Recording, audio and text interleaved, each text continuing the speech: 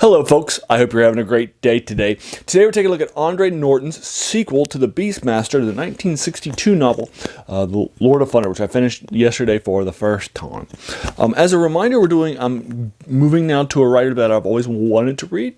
She was massively influential in the fields of fantasy and science fiction. She wrote her first novel in 1934, and she was publishing until she died in 2005. When she was still working on things, which was pretty good. The novel that we did just recently, The Beastmaster, was on my death queue as things that I wanted to read before I died, and I knocked it out, and I'd always wanted to knock out some of her stuff. So I did The Beastmaster, and now I'm doing the sequel to The Beastmaster. Now, my copy of The Beastmaster and this sequel is in this book, this collection called The Beastmaster's Planet, which I will link you to below, which I just picked up on Amazon for you. And then these are the first two books that I've read by Andre Norton. She's called the Grand Dame of Science Fiction and Fantasy by a lot of folks. She was very, very keen in a lot of these different things. For example, she has more than a dozen different series of novels in various genres in speculative fiction, particularly fantasy and science fiction. She's in the Science Fiction and Fantasy Hall of Fame. She's actually the first female to make it to the Hall of Fame. She was a founding member of the saga in the 60s under Lynn Carter, and she did some publications on her hand. She did a lot of things. In 1976, she was one of the first major people that play tested Dungeons & Dragons with Gary Gygax in Wisconsin.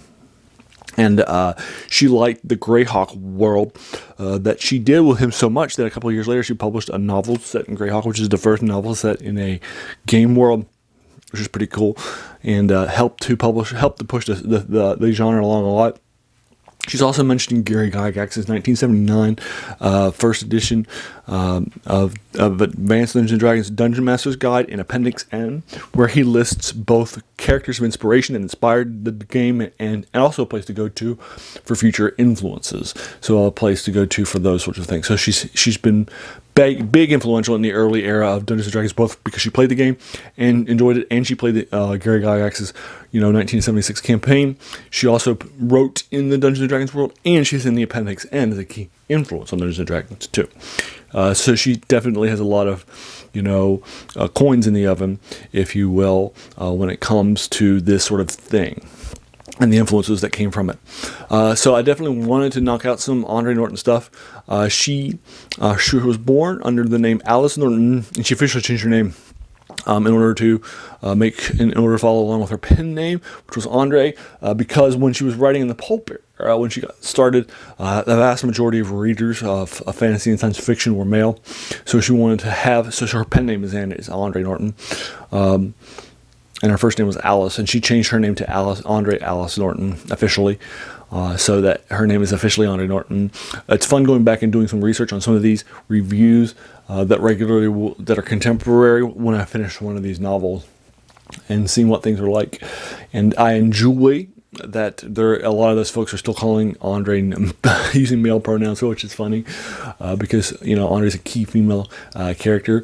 That also happened with another key female writer during this time in the pulp era called C.L. Moore, that we did a lot of things for, and she was a key part of the Lovecraft Circle. She wrote a bunch for Weird Tales and some other things in the 30s and 40s. And she was a key writer in speculative fiction. She also created the Northwest Smith series, which began the smuggler with a heart of gold who will ultimately do the right thing, but who will protest for half the thing, but then he'll just show up at the end like a Han Solo character. That archetype was created with C.L. Moore, so she was also very influential. Was in the Hall of Fame too, as one of the key early women. And a lot of people thought that C.L. Moore. So it's just like that. A lot of people thought that Andre Norton was also male, but again, Alice changed her name to Andre, so that way there wouldn't be that bias from editors or writers or other readers that are reading her things. So that way she could break through it. But it's interesting. Anyway, that's Andre Norton for you. This novel is 18 chapters long, and I read it in 3 days. I knocked out 6 chapters the first day on a Thursday, and then I knocked out just 4 chapters on Friday. And then I did 8 on Saturday. I did a couple while waiting till in the theater about a little bit early to watch a movie. And then afterwards, I knocked out the rest of it over the rest of the day, my normal 6 chapters over the course of the day. And it probably took me about maybe 7 hours for me to knock it out, all told, in the 3 days that I knocked it out to, and dedicated to this novel. It's not even 175 pages long. It doesn't take a lot of your time.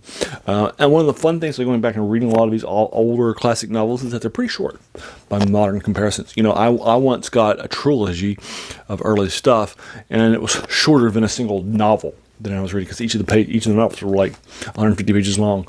It was 450, and I was reading a major novel that was like 500. So you can actually read a lot of these novels much shorter and so it's less time to dedicate to. So that's one of the things that I like about reading some of these older novels, whereas modern novels are like really long reads, you know, after, you know, a Tom Clancy novel or something like that, right?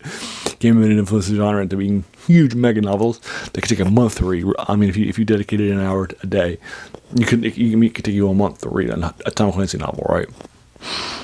And so that's sort of the thing with modern novel storytelling. The novel isn't too long. It does some additional world building from the world building that happened in the first novel in the Beastmaster in Lord of the Thunder. It's fun. It's interesting. It goes to a different place, a place that is taboo in this world that a lot of the locals are into. So you're going to spend this sequel in this new place with this new explorations. And characters that you met in the first novel that were friends and allies of our key character is also the case in this next one.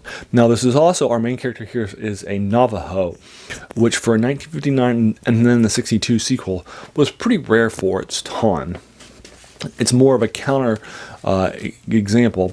The general trend, obviously, during this time would have been for white and male characters to dominate the protagonists. So having, a Native American named Storm Hosting is definitely something that would be a little bit different. But Storm is definitely his own man, and the Navajo culture that she did some research on before writing this book is a key part of the story and the world building that happens in both these books. And it's a good counter narrative against the trends of that time, which is pretty good. I like to point out counter narratives when I can against trends that are happening.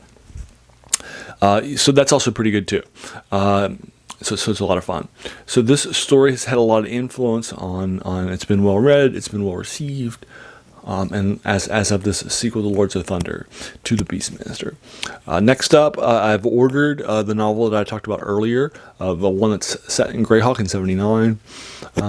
So I'll try that one out at some point in time. So that's my next Andre Norton thing, but I haven't gotten it yet. So we'll see when it winds up happening.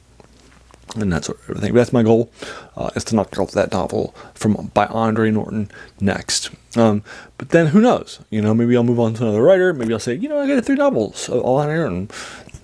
There's a lot more places I want to go to, a lot of other things, so I want to be organic about that. But there you are. That's Andre Norton's Lord of Thunder. Again, it's in my collection here by the Beastmaster's Plan, which I'll link you to in the collection in the comments section below.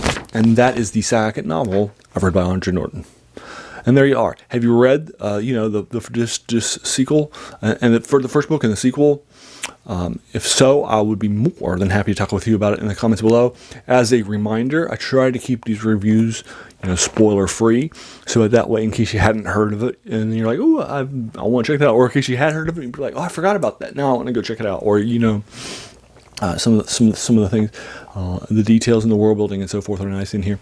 I'm giving this an 8 out of 10, just like I gave the previous novel. Now, the last one's a strong 8, and this is more of an 8 minus, more of like maybe a 7.8 or 7.7, and I'm running up to an 8. But it's fine. It's definitely worth your time. It's well written by Andre Norton.